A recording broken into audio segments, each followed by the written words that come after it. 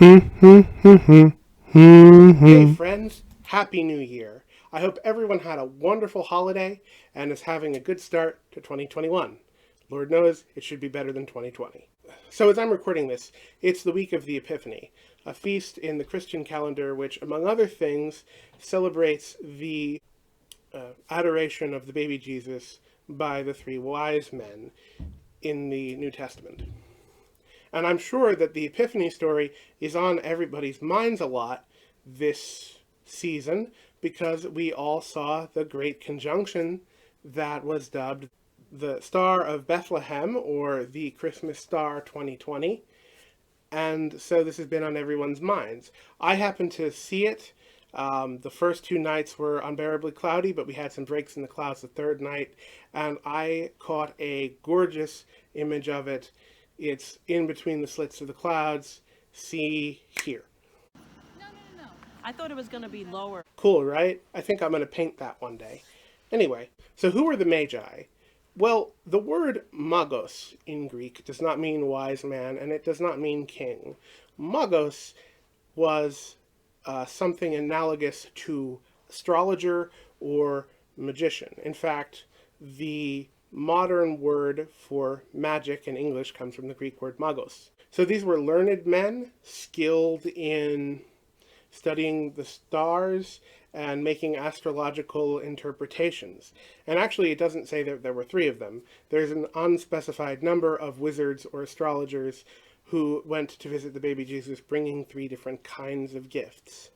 And I know that this story is deliciously ironic because many Christians believe that astrology is sinful, even though in Genesis 1:14 God says that he ordains the stars so that they can be messengers to his people. So it makes sense that the God of Genesis would choose to convey the birth of the Messiah through astrology.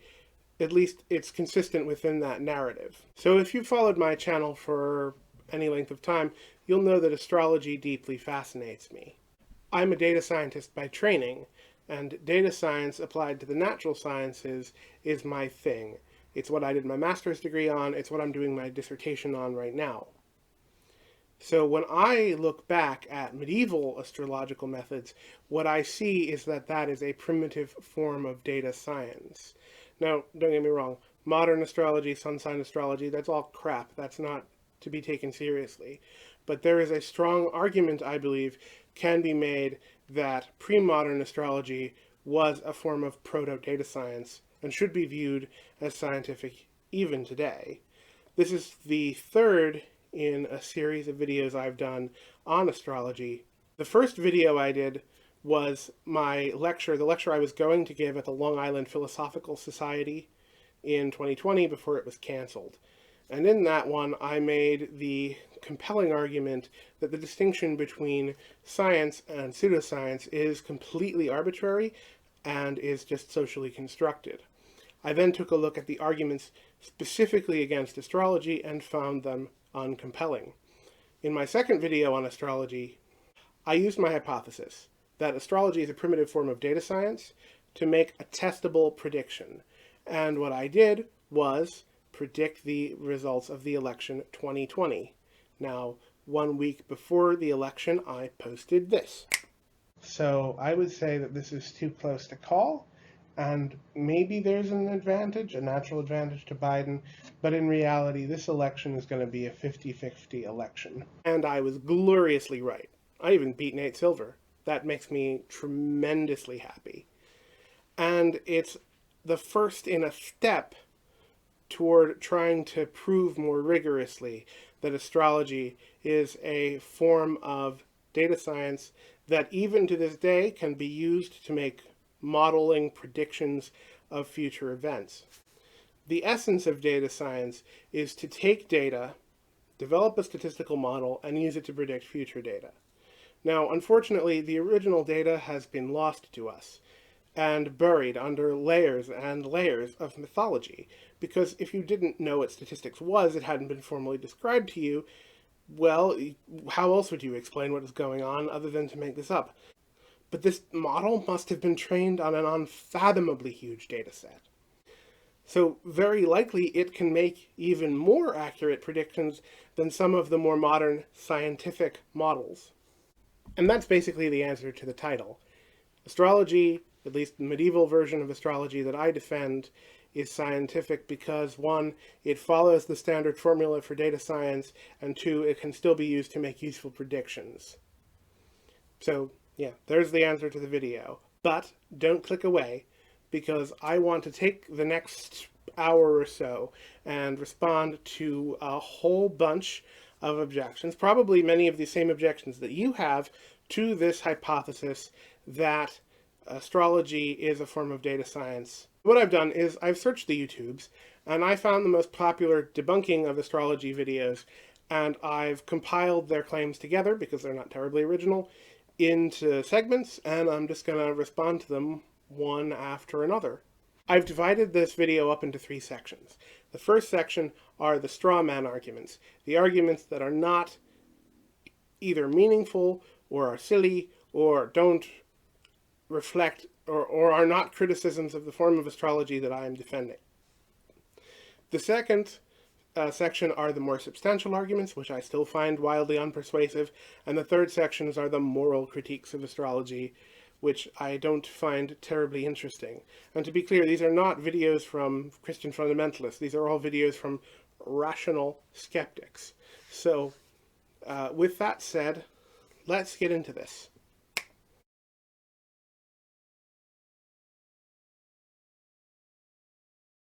Isn't an actual science because, 1, it's not based on evidence, 2, the conclusions aren't testable, 3, it isn't open to review by other scientists, and my favorite, number 4, it's unfalsifiable.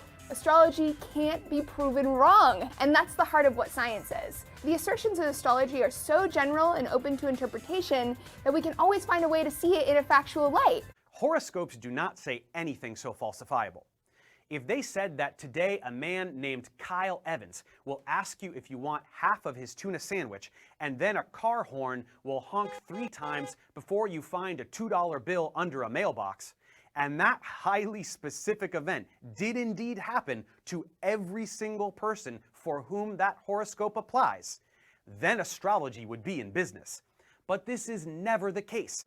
Science relies on ideas that are testable and require evidence. Because of its generality, astrology is not testable. It is common to other pseudosciences. It's not based on evidence. Astrological claims are usually not falsifiable or even testable. Astrology hasn't been proven right, but in some respects, it can't even be proven wrong, which should always be a red flag. So let's take these one at a time. Astrology is based on data. It's just that the data has been lost to us. It certainly is testable. You just saw me make a test of astrology regarding the results of the election. Number 3, it is open for honest and fair review. Unfortunately, there is plenty of documentation to suggest that the peer-reviewed process is biased against the evidence for astrology. It's been documented that even when presented with scientifically sound evidence for astrology, peer-reviewed journals reject it.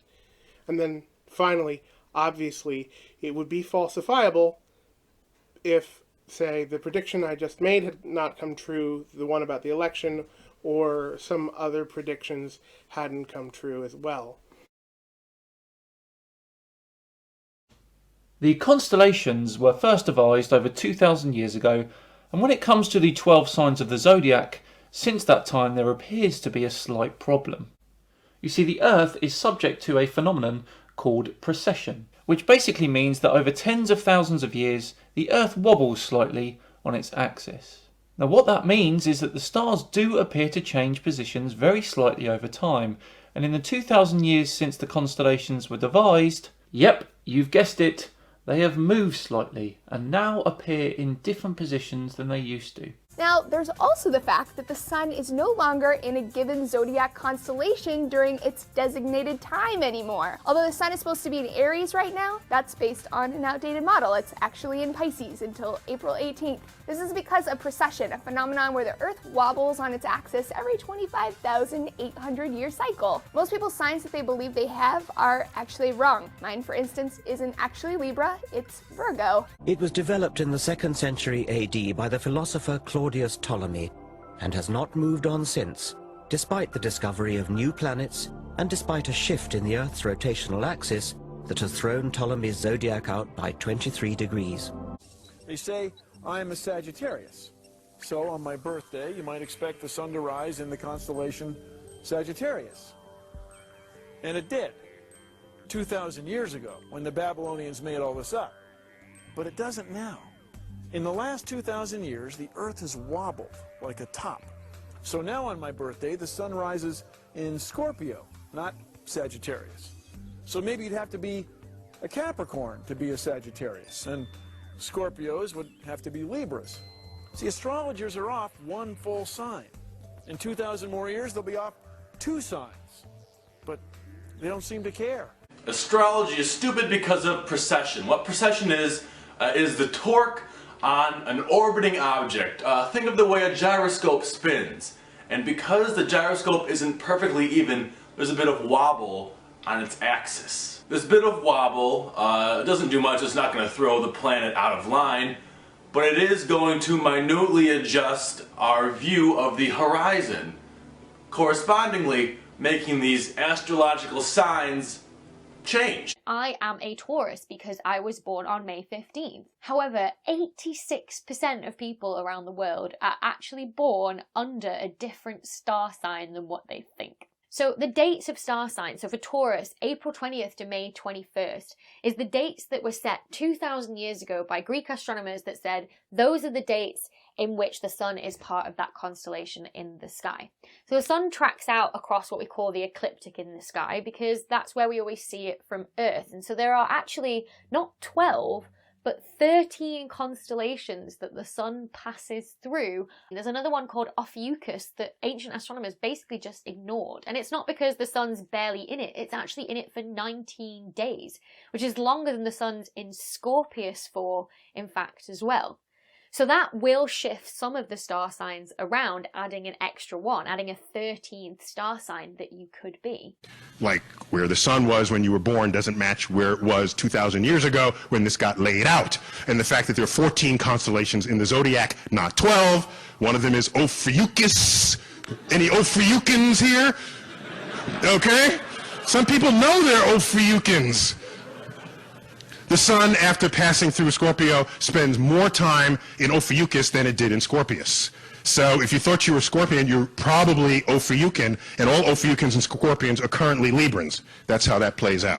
But also the fact that the Earth hasn't kept the same perspective this entire time either. It's doing what we call precessing.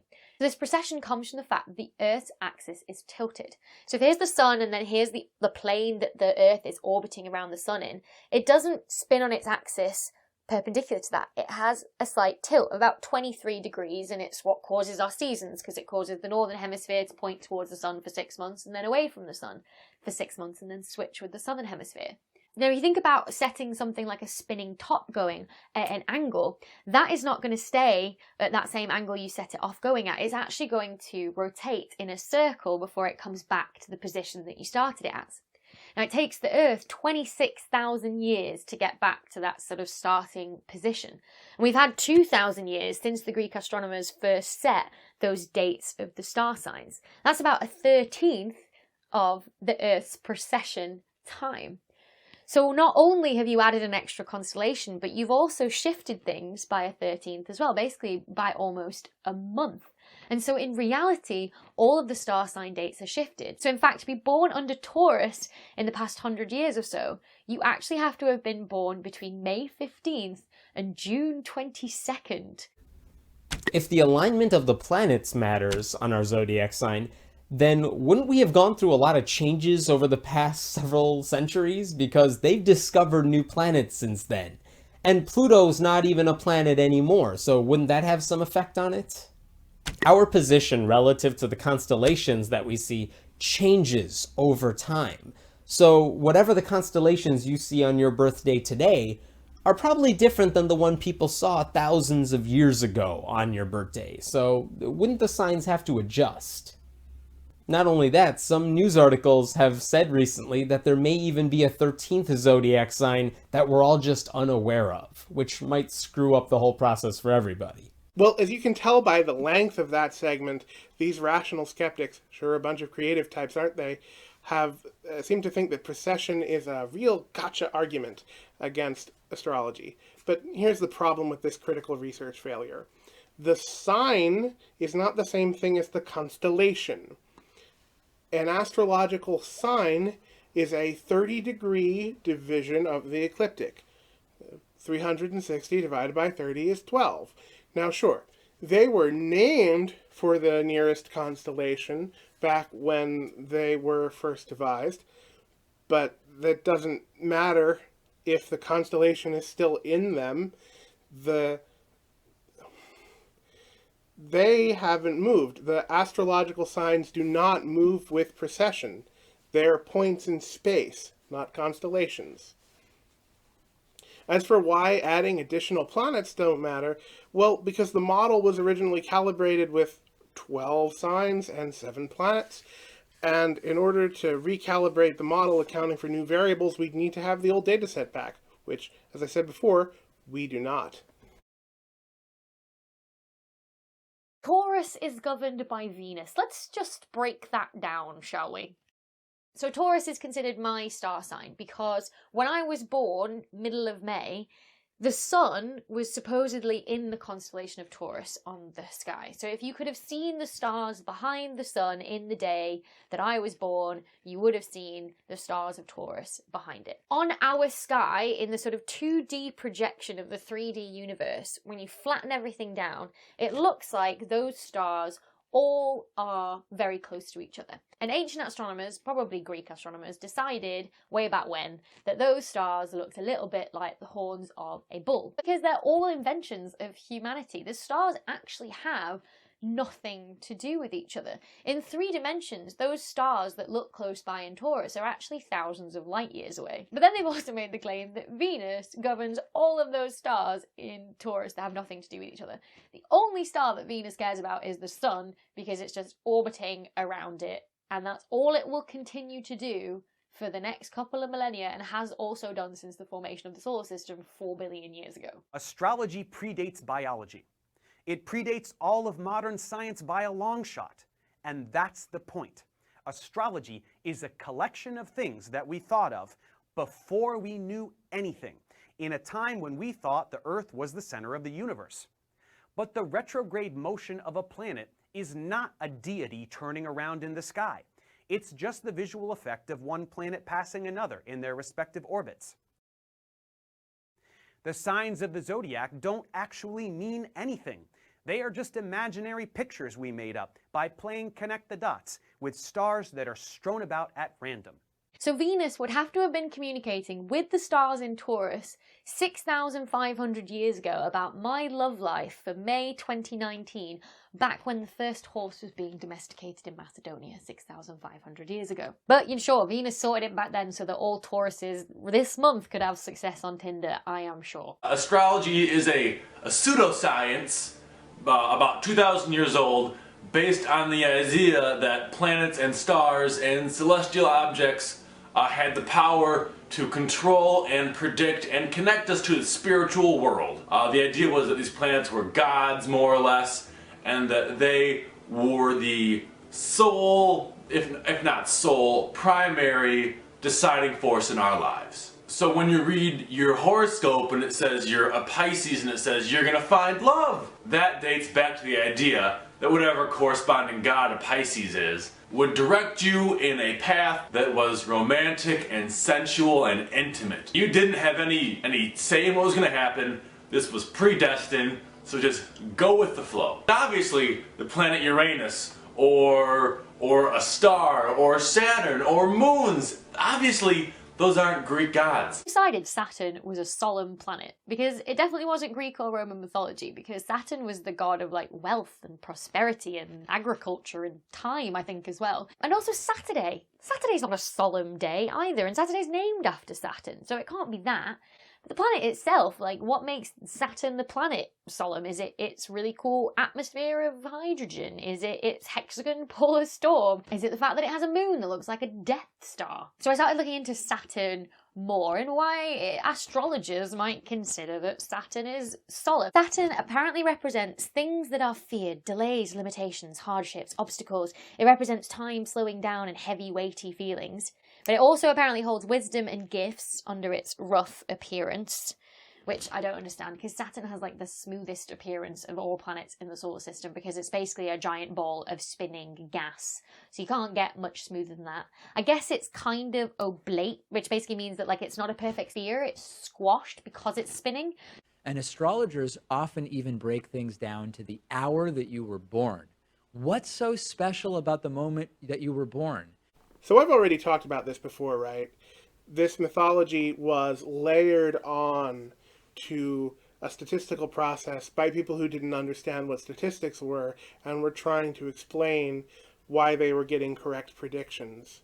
Now, personally, I do accept that there's some spiritual validity to some of that mythology, but that's ultimately irrelevant to the question before us.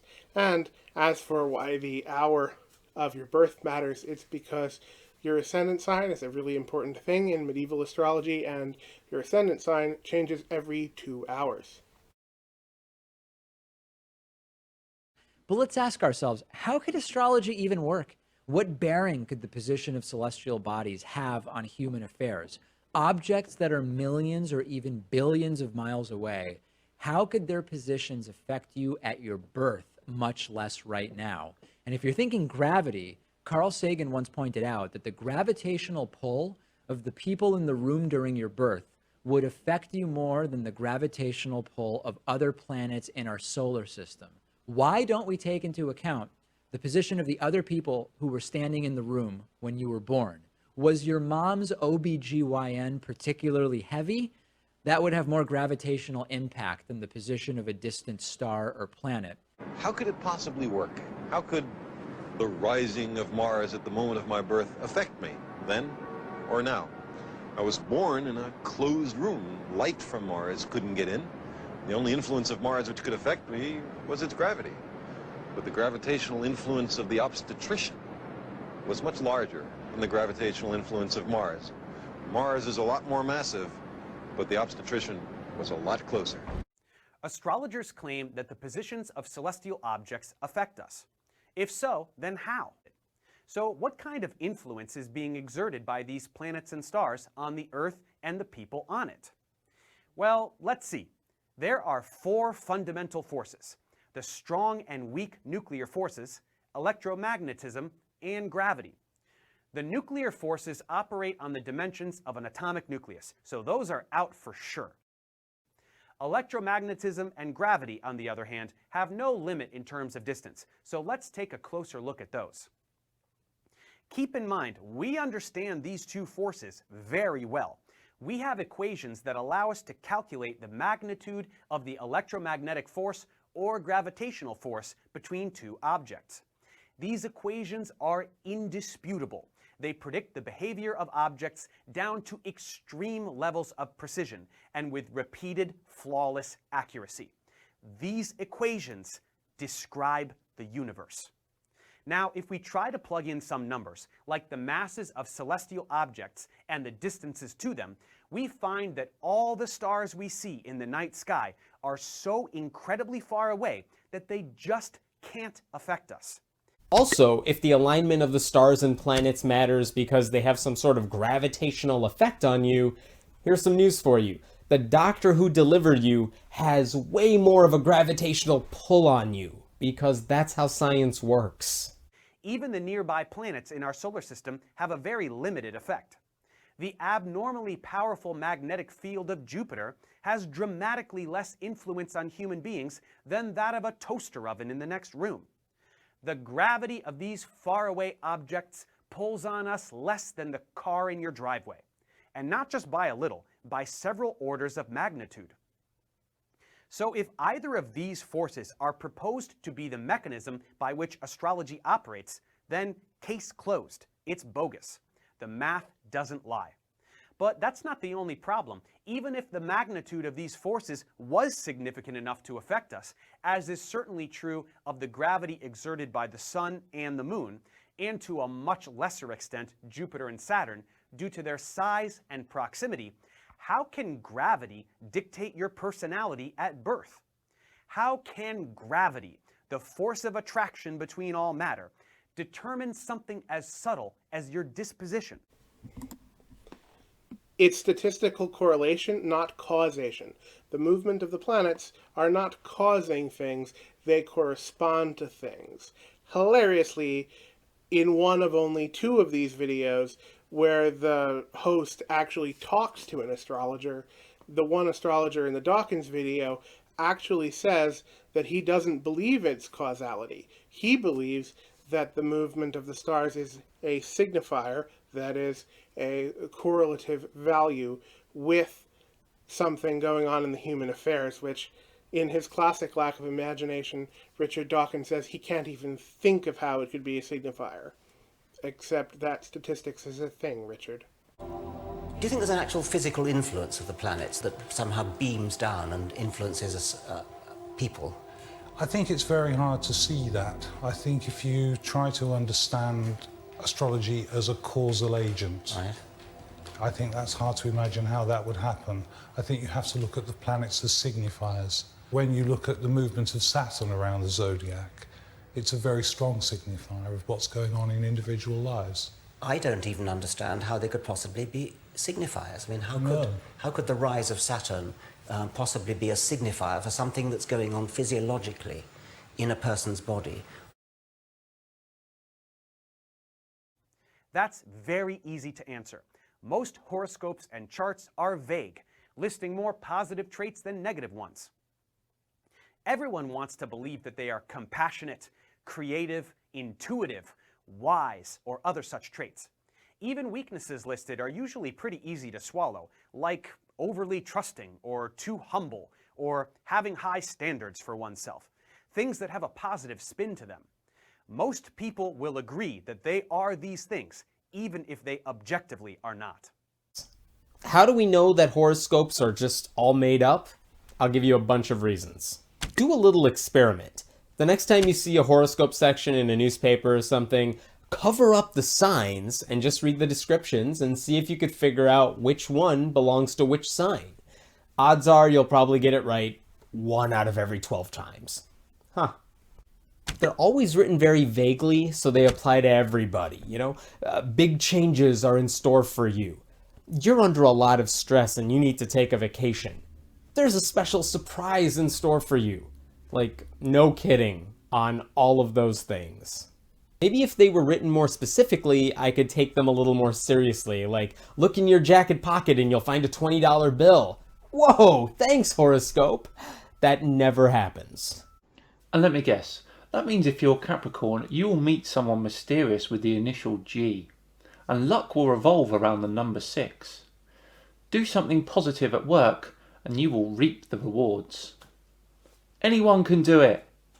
I mean, this could sound like me, but it could also sound like anyone. This is the tendency for people to accept descriptions of themselves that are supposed to be tailored for them specifically to be true, when in fact they're just vague general statements that could apply to essentially anyone. It's always something along the lines of, there will be an important opportunity, or you will reconnect with someone, or you will have to make a decision today. These are things that apply to pretty much everyone every day of their lives. And that's what makes astrology a pseudoscience. It does not regularly make rigorously falsifiable claims. And when it does, they are immediately falsified. Let's look at a random horoscope I found. I didn't cherry pick this. This was the first horoscope I found online. Quote, everyone looks to you for the answers today, but that doesn't rattle you at all. You're one cool customer, and nothing is going to get the better of you. Maybe it's healthy confidence or a bit of self-delusion. The reason for your grace under pressure is irrelevant. What matters is that you'll be there for the people who need you, and your actions will say everything that needs to be said. You could argue that what I just read is how most people feel on most days. The whole point is it's general enough for parts to apply to anyone and to seem relatable to anyone who reads it on any random day. People tend to rate claims about them as accurate if they're vague enough and if the person thinks that the claim was tailored to them. Horoscopes are rarely specific, and they almost never tell you about how horrible your day is going to be or what a bad person you are, even though bad days and bad people obviously exist. Sun sign newspaper astrology is crap. You will get no argument from me on that point. But medieval astrology offers highly specific, testable predictions, like who will win an election and what the ultimate vote spread will be. We saw this affecting James Randi's famous astrology test. Participants were given specific horoscopes based on when and where they were born. After reading, they all rated their horoscope as very or extremely accurate. Then they were passed their neighbor's horoscope and learned that they all had the same exact one. For the astrology test, each student was given a detailed horoscope. Robin, did you test it? They were told it was drawn up by a professional based on information they had supplied about when and where they were born.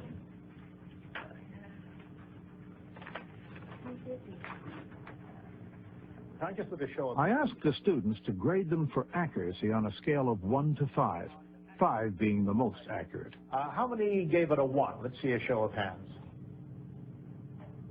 2, 3, 4, and 5.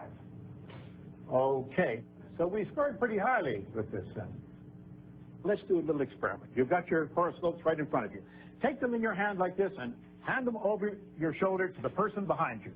Okay, everybody? And the guy at the end down there, you'll have to come up to the front because these people in the front don't have one now. Okay? Everybody change them around. Everybody's got a... Open up somebody else's horoscope and read it carefully, please.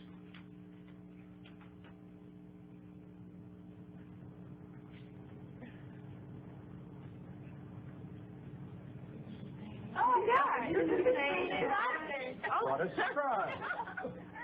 They had all received the same horoscope.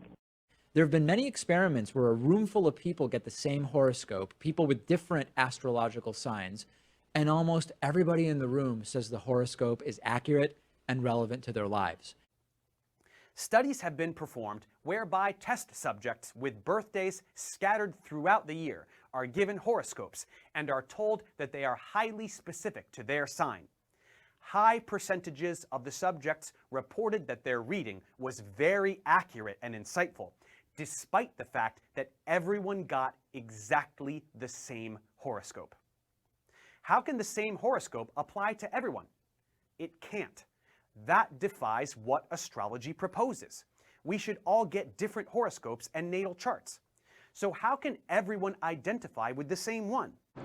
Get a classroom of people, a group of people who are believers, and don't do what they want. This is what you do.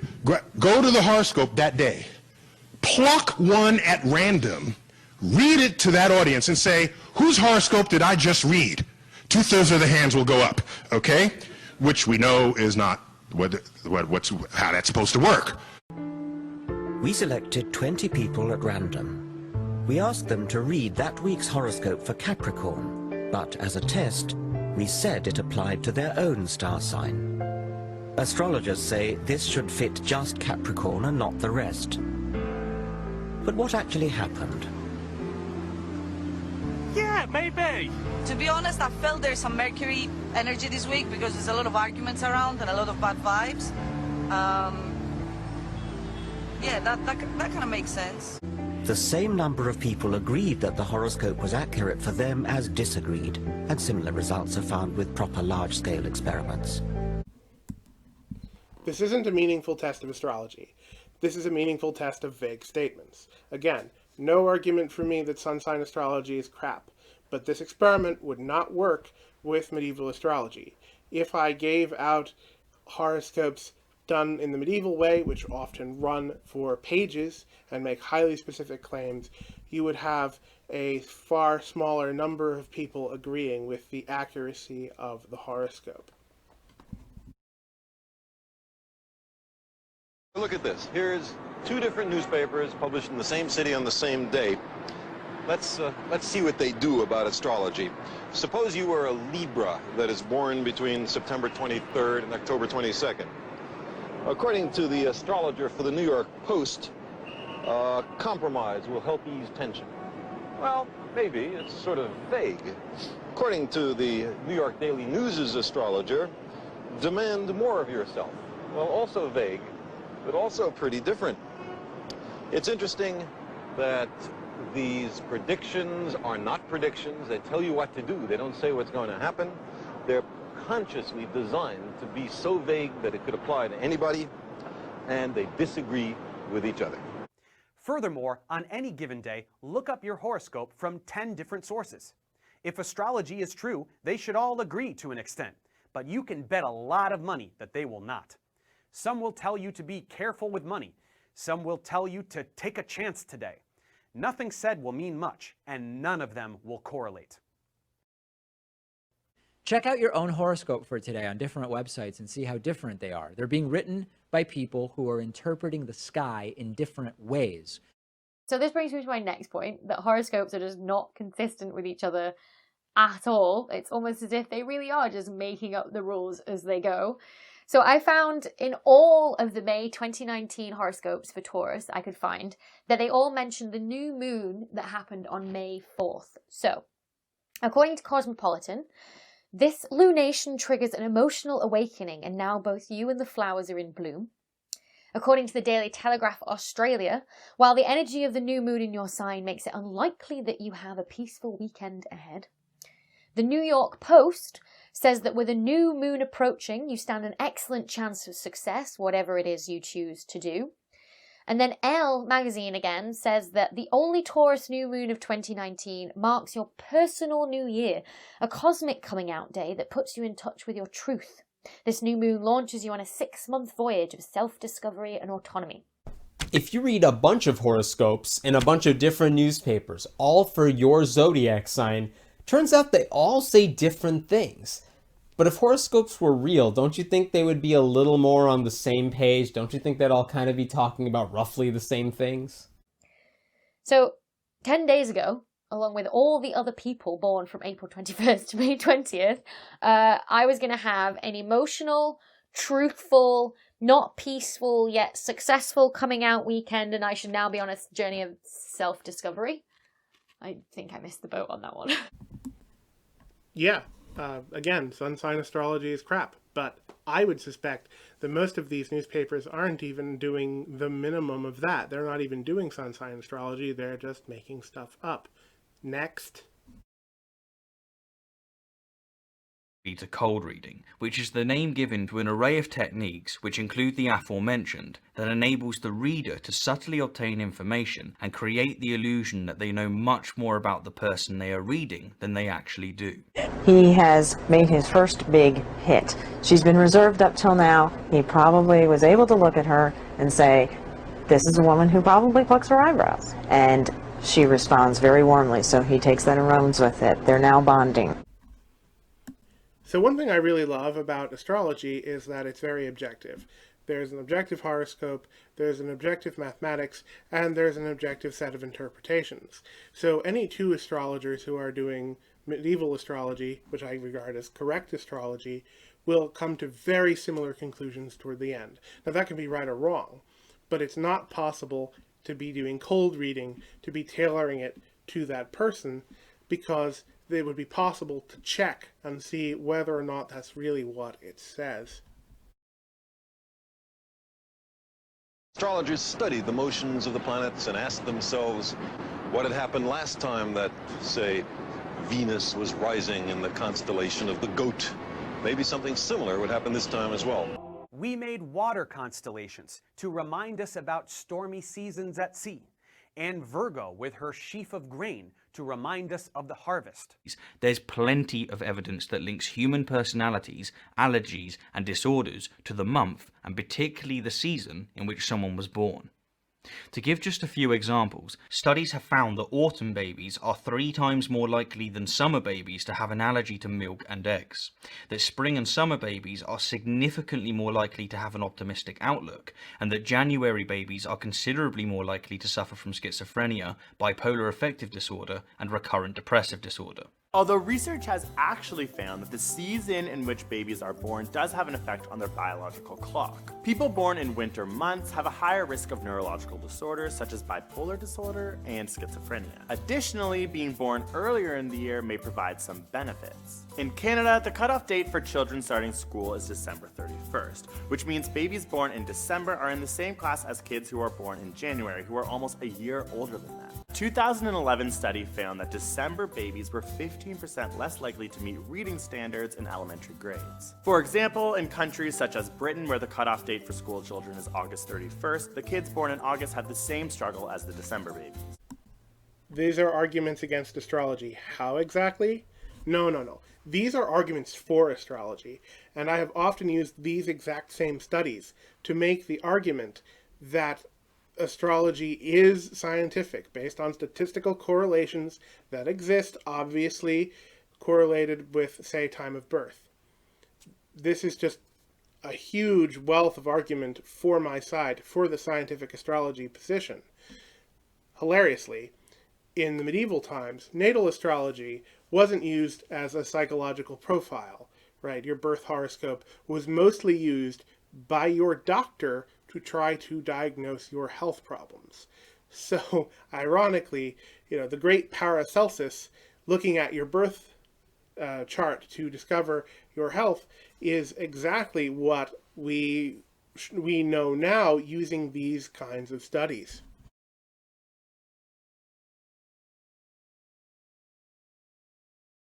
Demonstrate this to yourself by comparing your experiences with others that have the same sun sign as you. Try to objectively assess whether there is a correlation. If you're really serious, find someone born on the same day of the same year as you, even in the same region. The two of you would absolutely have to be dramatically similar, as the tenets of astrology would apply to both of you. If the reality is anything less than this, astrology can't be true, because in order for it to be true, its predictions must hold at all times, not just when things work out by chance. There's this dating website, you may have heard of it, OkCupid, and years ago, they always ask you what sign you are when you fill out the profile, and they thought it would be interesting if they did some sort of graph, if they ran the numbers and they saw what the percentage was between, a Virgo and an Aquarius, or a Cancer and a Capricorn, and they did every matchup you could think of, because they know, based on your profile and the questions you answer, how likely you are to be able to hit it off. The higher the percentage, the more likely you are to get along with that other person. Turns out, no matter what sign you are and what sign your partner is, the percentage was 60% across the board for everybody. I think there was one number that was 59%, and that was it. So pretty much the same across the board. It didn't matter what your sign was. It didn't have an impact on how well you would get along with somebody else. However, zodiac signs say they can predict certain traits, for example, physical strength. This means that stronger people should be born under specific zodiac signs. One astrologer tried to prove that the rising of planet Mars at the time of birth correlated with athleticism. Hey guys, welcome to my workout YouTube channel. According to my astrological sign, I could do 20 of these off the bat.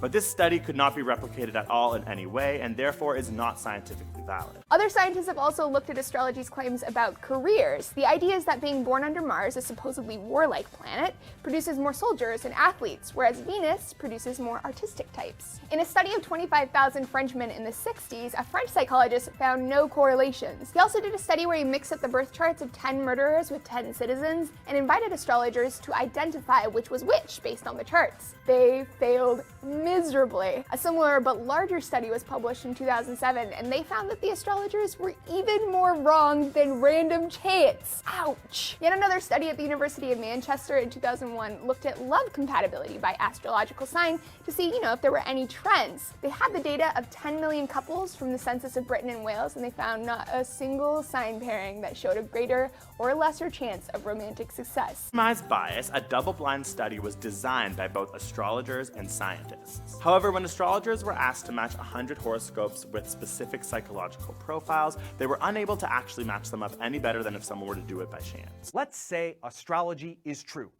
Let's say that the planets and stars do influence events on Earth, and we just can't understand how. It is beyond our ability to comprehend the mechanism of action at this point in time. If this were the case, astrologers still ought to be able to make predictions that end up correlating with reality. If the positions of celestial objects are indeed relevant, we should be able to do some experiments and collect some evidence that demonstrates this relevance. Well, as it happens, a wide variety of experiments have been done. Some experiments have asked professional astrologers to match people to their respective natal charts based on their psychological profiles. They never succeed in a statistically significant way. In 1958, British scientists registered 2,000 babies born in early March. Their development was monitored. 110 relevant variables were measured at ages 11, 16, and 23, including relationship status, IQ test scores, teacher and parent ratings of behavior, height, weight, vision, hearing, self-ratings of ability with art, music, and sports.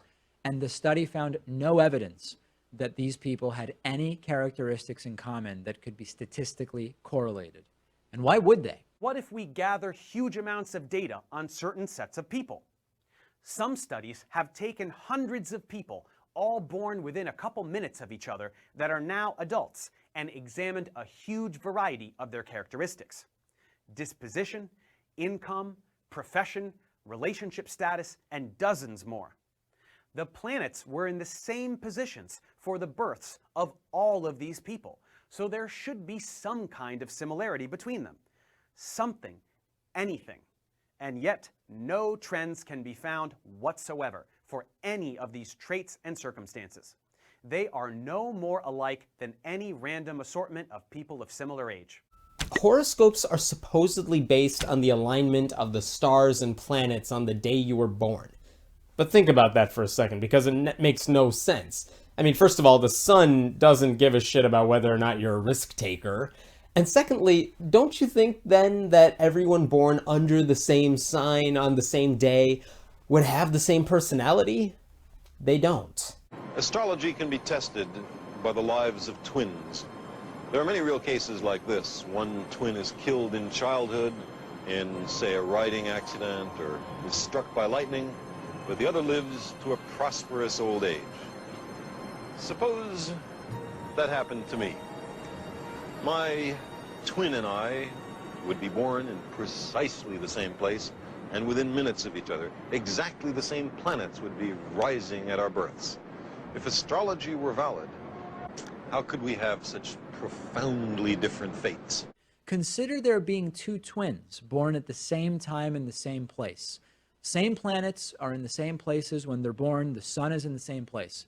Think about how likely it is that they will lead entirely different lives, have entirely different relationships with other people, have different challenges, different goals. One might even die young while the other lives on. Astrology wouldn't have known. Two people born within seconds of one another in the exact same location. Fraternal twins. According to astrology, these children have precisely identical charts and should therefore be essentially identical people. Same sky, same planets, same constellations, same location, everything is the same, so they necessarily have the same chart. If you haven't been convinced of anything yet, then no further study can be cited to convince you, so use your personal experience. Go ahead and think of all the fraternal twins you have ever known. Are they identical? All of them? Definitely not. Some are rather similar, and some couldn't be more different, just like all siblings. But astrology would require that these similarities exist, without exception. That fraternal twins do not have precisely identical personalities is definitive proof that astrology is false. Look, I've talked at length about the studies before, and they're all crap. I'm not going to rehash too much detail in this video. Check out the first video in this series. But sloppy experiment design, small sample size, bad math, lots of problems. And in the double-blind study, that would be Carlson, 1985, well, the astrologers didn't do better than chance, but neither did an established psychological test. That fact always gets ignored. The astrologers were just as good as an established scientific psychological test. But I want to just clear up some notions right now that are sort of creeping into this discussion, right? Astrology is a statistical model. It doesn't grant one omniscience. It's no better than a whole bunch of other statistical models. Like, for example, statistical models that were wrong about elections. So, and if we take astrology to be a kind of psychological profile, well, psychological profiles are often wrong. But what we are saying is that we expect a certain likelihood to be like this. And look, we've already established in the previous section that let's say those twins were both born in December, there is a statistical likelihood that at least one of them will be depressed. This is not a meaningful counter to the statistical astrology hypothesis. Science says that if you throw this object at this angle and with this initial velocity, according to this equation, it will land on this precise spot at this precise time. And lo and behold, it does, every single time.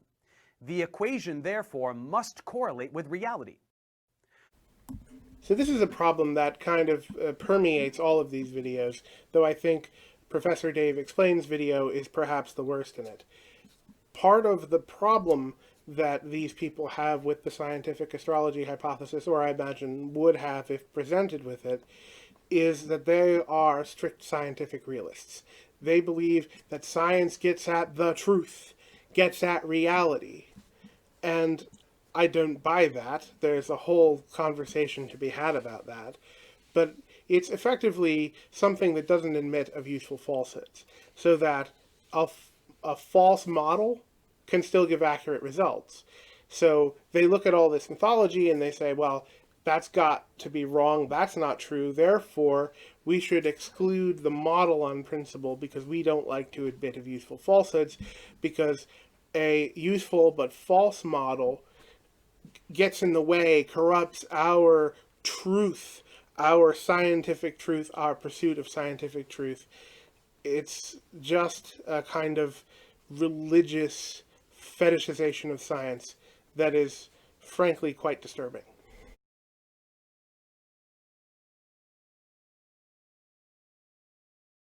It also has all the hallmarks of racism. Seriously, it encourages believers to categorize people not according to the content of their character, but by the month in which they were born. Just as it's unfounded and reprehensible to assert that someone is aggressive, intense, or attention-seeking due to the colour of their skin, so too is it unfounded and reprehensible to assert that someone is aggressive, intense, or attention-seeking due to the date on which they were born. This simply isn't acceptable. In fact, it's despicable. Day in, day out, astrological horoscopes get far more newspaper column inches than science.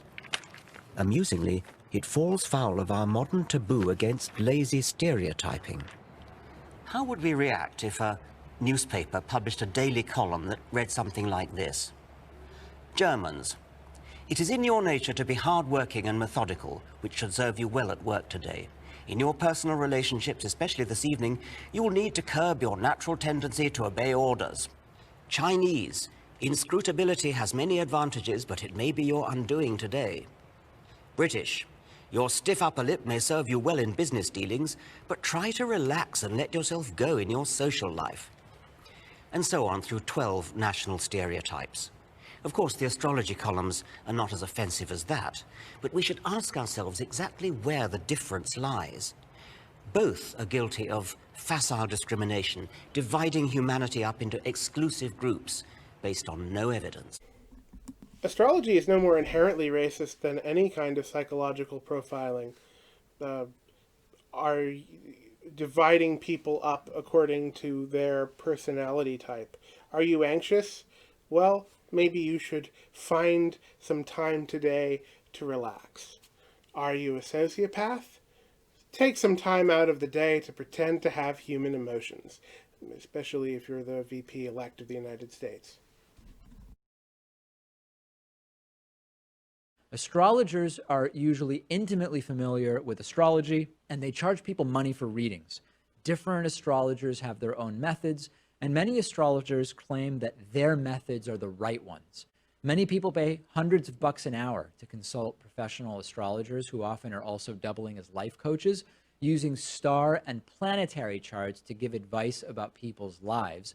There are many astrologers in the US that earn six-figure incomes. And we shouldn't ignore that it's a multi-million-dollar industry. Astrological readings are a massive waste of money. Especially when you think that a lot of these services are paid for services as well. So not only could be giving financial advice, but also taking money off vulnerable people as well. And I think we should petition for major publications that still publish these horoscopes either daily, weekly, or monthly to either remove them or even to put a disclaimer at the top of the page that says that they are entirely a work of fiction. Oh no, people with an in-demand body of knowledge and skill are getting paid? Shocker! Excuse me. Yeah, I don't really have a problem with people being paid for skill that take time to develop. But again, as I did in my video discussing mediumship, I will, if you want me to, do a horoscope for you at cost. I would do it for free, but I'm getting a PhD in mathematical geology and I don't really have a whole lot of time, so at cost is going to have to be what it's going to be for now. It can give us an overly fatalistic outlook on life when we assume that our destinies are predetermined by the time of year we were born. It can also give us false hope or an inflated sense of self or a false sense of doom. But dangerous in the way that it encourages you to not take control of your life. The planet Jupiter isn't going to get you a job. The Milky Way is not going to help you be happy. What horrifies me about astrology is that it wants people, maybe it doesn't want, but it certainly encourages people to live with the idea that nothing they can do matters. Nothing they can do will create a difference in their life because their choices are inconsequential when juxtaposed against this omnipotent celestial force. Astrology isn't any more fatalistic than any other statistical model. So, to use an example we've been doing a lot here, suppose that you have an election poll model that shows that your candidate is down. Do you give up, or do you go out and do you canvass and do you phone bank and you work even harder to overcome that statistical model and try to get your guy elected? If that's not fatalistic, then astrology isn't fatalistic either. We are connected to the rest of the universe, and maybe that's what believers in astrology are recognizing. Maybe that's the principle that they're latching onto. Human bodies really are made of stardust, and that's pretty astonishing. And the sun does have a profound impact on human life. It allows life on Earth to exist with the light and the warmth that it provides. Why not just be captivated by that? The desire to be connected with the cosmos reflects a profound reality. We are connected, not in the trivial ways that the pseudoscience of astrology promises, but in the deepest ways. So, even if astrology is scientifically false, is it that bad to follow your sign? Some people think so. Scientist Richard Dawkins believes that astrology misleads the public, denies scientific progress, and belittles our universe. I believe astrology misleads the public, denies scientific progress, and belittles our universe.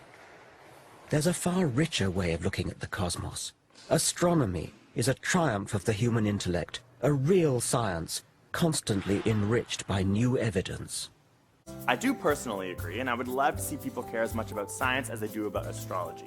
And every single part of every newspaper around the world where there's little horoscopes, they shove science news. They like it as a work of fiction. They like to read it because it's something fun to do.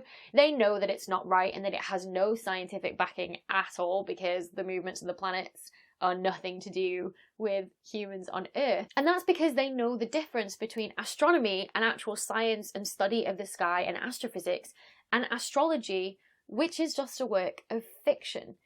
The problem is when someone doesn't have that knowledge to make that informed decision, because it is both damaging, first of all, to science, because people don't know the difference between astronomy and actual science, where you take evidence-based facts and research and use them to build a theory so that you can say, hey, I know dark matter exists because of all of this evidence I have, compared to astrology, which is just, you know, people making up the rules as they go, saying, yeah, Venus leads Taurus. So it might seem harmless to publish these sort of mini works of fiction in lots of different publications, but really it's so damaging not just to science and people themselves. It does need to stop. My concern is that a recent report by the NSF found almost half of Americans think astrology is a real science. So what's the big deal, you may be asking? Even if astrology isn't true, who is it hurting? Well, it's more harmful than you may think, especially when people in power subscribe to it. When Ronald Reagan was in office as the President of the United States, First Lady Nancy Reagan hired an astrologer whose advice was quite influential on decisions made by the administration. Can you imagine if America was to declare war on a nation because an astrologer advised it? It doesn't even have to get this catastrophic. In general, when large segments of the public allow themselves to entertain pseudoscience and mysticism, it clouds their ability to apply reason and logic, which are needed to make informed political decisions. In short, we all need to agree on the nature of reality if we have any hope at unification against potential oppression. So things like astrology, while they may not be specifically immoral, are still counterproductive in the grand scheme of human development. So I've said for a long time that scientific orthodoxy and those who fetishize it often engage in cult-like behavior. And this is an example of what happens when free-thinking, open-minded scientists criticize that orthodoxy. It has to be shut down. We can't question science, otherwise the foundations of our cult are going to go away and civilization will collapse. And on another note, I just think that it's really disturbing the way that, like, criticizing the orthodoxy is implying that somehow you can't be participating in enjoying astronomy. I remember the first time I looked at the Medicean moons through a telescope. It was a profound experience for me. And I don't think that interpreting astrology as a statistical model that may still be relevant for us today diminishes or damages the beauty of looking up at the stars and looking up at Jupiter and seeing her moons. If anything, it makes it more glorious. And as a data scientist, I feel like extending back the reach and import of my field actually makes my field seem all that much more impressive. This cult bullshit has to stop. We have to promote open-minded science as a general principle.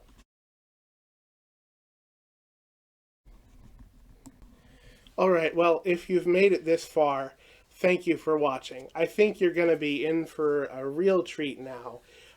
So I am going to play for you a clip of noted skeptic Michael Shermer getting his ass handed to him by Vedic astrologer Jeffrey Armstrong on his own show. Now, Vedic astrology is pretty similar to the techniques used by medieval astrology, but this is just candy for people like me. Enjoy. If the statements being made were just general, then we should be able to switch the readings and still receive a high level of accuracy. We didn't tell Jeffrey Armstrong we were going to do this, nor did we tell anyone in the room. We simply played Debbie's reading and told Sharon it was hers. Not only did the accuracy percentage drop dramatically when Debbie and Sharon were given the wrong readings, but when they were given the correct ones, The accuracy shot up to the highest level of all the readings. Overall, the test subjects agreed with 105 out of 137 statements, giving Jeffrey an accuracy of 77%. Isn't that wonderful? All right. Well, it's been your creepy puppeteer, Tommy, here. Have a wonderful day, and I will hopefully see you next week. Bye-bye.